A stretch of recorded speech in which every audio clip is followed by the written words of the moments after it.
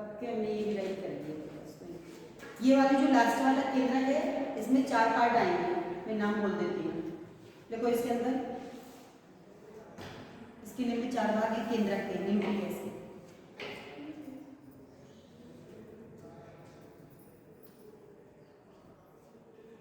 इसका पहले लिखो, इंग्लिश में बोल दे, ठीक है।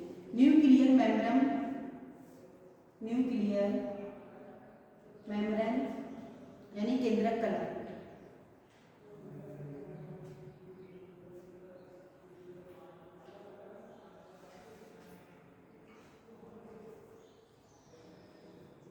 केंद्रक कला कोई दूसरा, न्यूक्लियर शेल, ऐसे पी, न्यूक्लियर शेल यानी केंद्रक द्रव्य।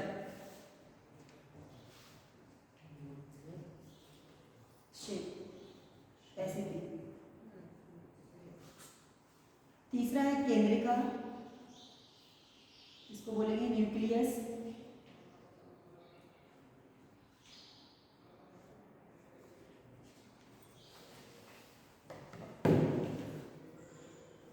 चौथा है क्रोमेटिन धागे, इसको बोलते हैं ये थ्रेड्स, धागे, क्रोमेटिन धागे।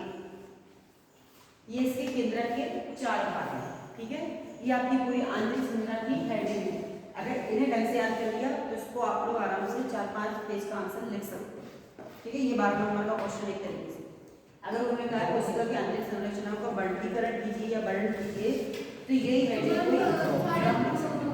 इसलिए हेडिंग याद करनी पड़ेगी, क्योंकि इनको हम मन से बना नहीं सकते। हमने उस दिन कहा था, डिफाइन कर दिया था, कोशिका विधि बताइए, नहीं समझाए थे क्या? माइक्रोपीडिया सेल में यहाँ पे शायद डिफाइन किया था, समझाया था क्या? कुछ याद है? कहाँ था? नर्व सेल, तो वो तो वहाँ तक की पार्ट हो रहा है। ये तो हमने कोशिकाओं का वर्गीकरण किया था।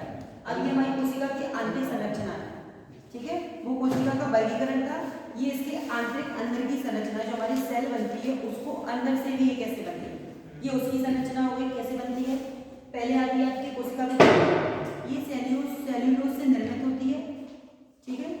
और इसकी चारों तरफ पादप कोशिकाओं में पाई जाती है। कोशिका पता है ना, सेल्स के बारे में तो बता दिया था, ये तो पता है। दूसरा आता है आपका जीव द्रव। जीव द्रव जीवधारियों की कोशिका की जीवित अर्धतरल पदार्थ होता है। ये सिर्फ इसमें पाए जाएंगे जीवधारियों में, ठीक है। जिसमें आपके क्या क्या आएंगे? इसमें जल की मात्रा 90%, प्रोटीन 7%, कार्बोहाइड्रेट 1%, डीएनए, अकार्बनिक पदार्थ और आदि। ये सब हमारे क्या होते हैं? जीव द्रव में पाए जाते हैं, जिनसे मिलकर ये जीव द्रव की कोशिका बनती है। तीसरा फिर हमने बताया था आपका माइक्रोटिंडिया। इसमें हमने बताया था माइक्रोटिंडिया 2 झिल्लियों द्वारा होता है जो आवरण को घेरे होते हैं। मैंने शायद ये डायग्राम भी बताया था, ये वाला बताया, ठीक है। मैं छोटे हमने ये ब्रेसलेट ऐसे टाइप के रखे थे। केंद्रिका बताई थी, वर्णछंडक बताए थे, ये बताया था इसके बारे में। झिल्ली सपाट होती है, माइक्रोटिंडिया हमारे अंदर की झिल्ली होती है। जैसे आपने कभी देखा होगा एक लाल टाइप की झिल्ली टाइप की होती है, व्हाइट कलर की बन जाती है। किसमें कभी गए होंगे अगर, जिसमें जो बकरा का देखा है कभी, मीट देखा है, तो उसमें झिल्ली टाइप की रहती है, झिल्ली टाइप की। हाँ शायद देखा होगा। पेड़ों में थोड़ी ना, एनिमल्स में होंगे ना, झिल्ली तो उस पे होगी। कोशिका के हमने काम बताया, ये बताया कि कोशिका की हो गए थे लाइसोसोम्स, ठीक है। ये हम बताएंगे आपको वनस्पति, ये हमने होमवर्क में दिया था, इसके बारे में बताओ। वनस्पति और जंतु कोशिका, ये हमने होमवर्क में दिया था। वनस्पति कोशिका और जंतु कोशिका, इन दोनों को कैसे डिफाइन करोगे? बोलो। जंतु कोशिका, वनस्पति कोशिका हमने कहा था पढ़ के आना, बोला था ना, होमवर्क में दिया था। इसमें हमने क्या, इसमें बताओ क्या क्या बताओगे? वनस्पति कैसी होती है? जो प्लांट सेल्स होते हैं वो कैसे होते हैं? लिविंग या नॉन लिविंग? लिविंग में आएंगे, ठीक है। और और जंतु भी कैसे हैं, लिविंग है, लेकिन एक निर्जीव सेल्यूलोज से निर्मित होते हैं।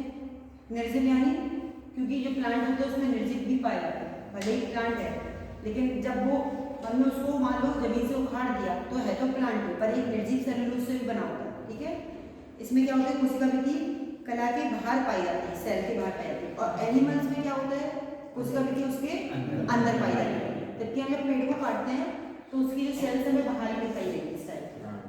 ठीक है, और जो हमारी कोशिका विधि जंतु प्राणी की होती है, ये कोशिका विधि इसके अंदर की होती है। ठीक है, इसमें और इसमें इन्होंने ये बताया कोशिका विधि नहीं पाई जाती जंतुओं में, और इसमें प्लांट में कोशिका विधि पाई जाती है। कवक जीवाणु के अंदर जीव द्रव्य में हरित लवक पाया जाता है। हमने आपको बताया था जब पानी गिरता है तो एक बॉल है, मान लो मैं ये दीवार गिर गई बाहर, यहाँ पे हरी हरी सी घास हो जाती है। ये सब क्या है, हमारे बैक्टीरिया है, जीवाणु है, फफूंदी वगैरह टाइप की, इस टाइप की लगती है। पीरियड में भी आपने देखा होगा क्या पड़ जाता है, फफूंदी टाइप की, इसको क्या बोलते हैं, जीवाणु या बैक्टीरिया। बैक्टीरिया कब पनपते हैं, रखा रहता है। दूसरा और भी कारण है बैक्टीरिया पनपने का, बताओ, नमी। ठीक है, विंटर में देखा होगा अपने खाना कम खराब होता है, क्यों, नमी तो तब रहती है। क्योंकि सर्दियों में कीड़े कम पनप पाते हैं, उस हिसाब से उनका जो बॉडी पार्ट होता है वो सर्दियों में नहीं कर पाता, इस वजह से बैक्टीरिया कम होते हैं। बैक्टीरिया सबसे ज़्यादा बरसात के टाइम और गर्मी के टाइम होगा, तो इसी टाइम आपका खाना हमेशा खराब होता है। आप खुला नहीं छोड़ सकते, कीड़े मकोड़े ज़्यादा आएंगे, मक्खी मच्छर ज़्यादा पैदा होंगे। लेकिन सर्दियों में जो हमारा टेम्परेचर होता है वो कीड़ों को पनपने नहीं देता है। जैसे आप फ्रिज में क्यों रखते हैं सामान, उसमें ठंडक, नमी तो उसमें भी है पर वो टेम्परेचर के अकॉर्डिंग ठंडक रहती है, ठंडक में कीड़े मकोड़े नहीं पनपते हैं, तो हमारा जो खाना है वो सेफ रहता है, इसलिए कीड़े मकोड़े नहीं बनते, ना ही हमारा खाना पदार्थ होगा। लेकिन जब बरसात की बात होती है तो जो नमी आती है तो उसमें क्या होता है, टेम्परेचर चेंज हो जाता है, गर्मी और बरसात होता है, तो इसमें बैक्टीरिया जो हमारे विषाणु जो कीड़े मकोड़े हैं, मक्खर मच्छी और बीमारियां भी इसी मौसम में सबसे ज़्यादा होती है। सर्दियों में आप देखा कम बीमारी होगी, कौन सी होंगी, सिर्फ कोल्ड होगा आपको ज़्यादातर या कफ की बीमारी होगी, वो भी खाने पीने की वजह से, वैसे मोस्टली नहीं होती। पर गर्मी और बरसात में आपके यहाँ सबसे ज़्यादा बीमारियाँ क्यों पनपती है, क्योंकि यहाँ पे जीवाणु विषाणु सभी है, जो मक्खी मच्छर सबसे ज़्यादा पनपते हैं। ठीक है,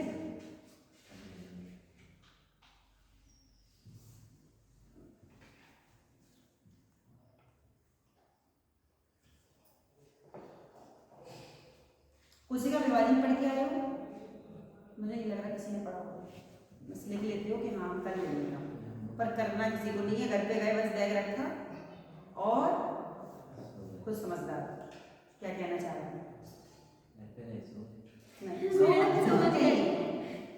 सो तो तुम सकते नहीं हो, खासकर लड़के तो वैसे ही नहीं सोते हैं, इतना तो हमें पता है।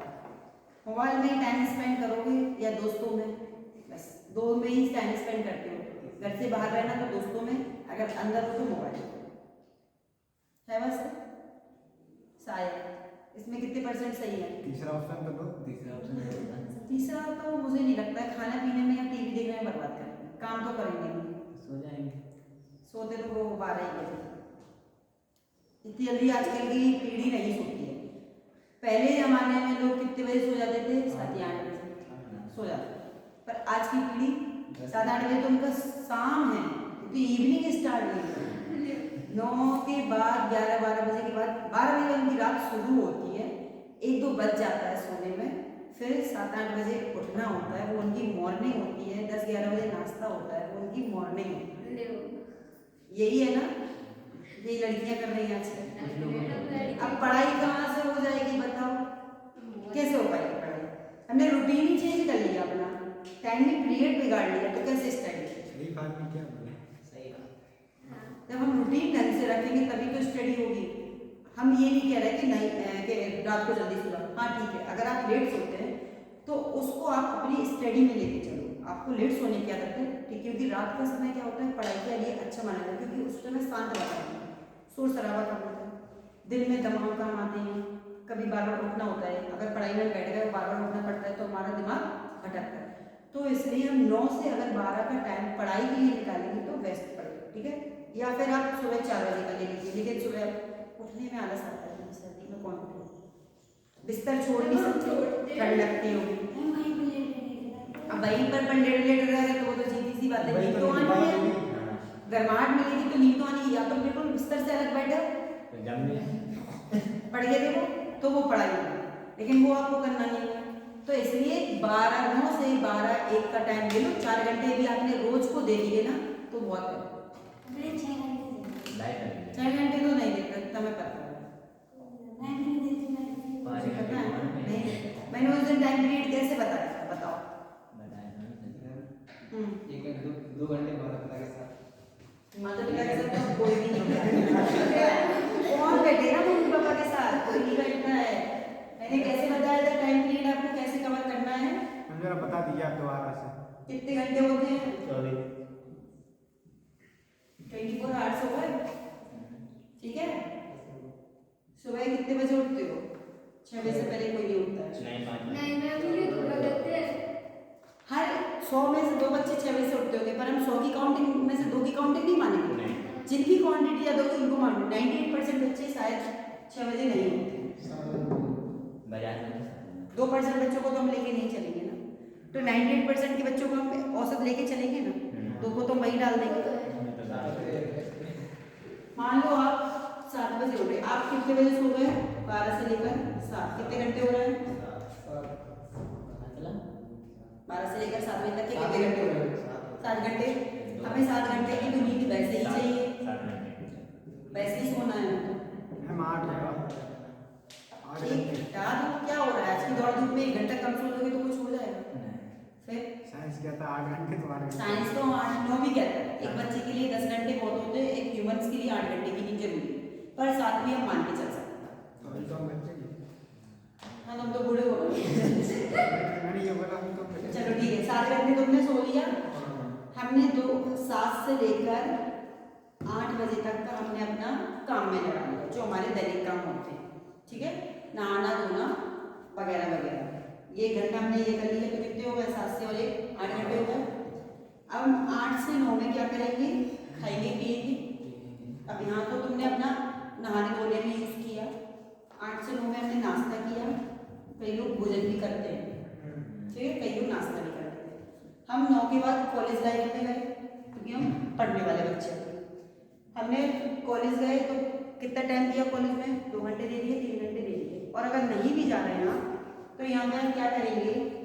जॉब नहीं करते हैं, कॉलेज भी नहीं जा रहे हैं, तो हम 9 बजे के बाद भी हटा दो, हमने 8 से 10 2 घंटे अपने खाने में बिताए, या रेस्ट किया, बॉडी रेस्ट किया, या टाइम स्पेंड किया, मोबाइल टीवी जो भी आप चलाए। 2 घंटे बहुत है आपके, इतने में तो हो जाएगा ना। 10 से लेकर हम कितने बजे तक पढ़ेंगे? 1 बजे तक। कितना घंटा हो रहा है? 10 से 1 बजे तक 3 घंटे तो हो रहे हैं। 11 12 3 घंटे हो रहे हैं।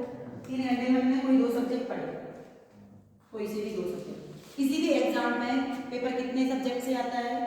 एक मैथ से आएगा, हिंदी से आएगा, जीएस आएगी, जीके आ जाएगी और साइंस आएगी। 6 सब्जेक्ट आते हैं, 7 सब्जेक्ट आते हैं, रीजनिंग आती होगी ना। हमने 3 घंटे यहाँ पे 2 सब्जेक्ट को दे दिए ना। अभी हमारे पास कितने सब्जेक्ट बचे? 5 सब्जेक्ट और बचे, हमें उनको भी कवर करना है। अब 1 बजे के बाद हमने भोजन किया, 1 से 2 हमने क्या किया? भोजन किया, ठीक है। 2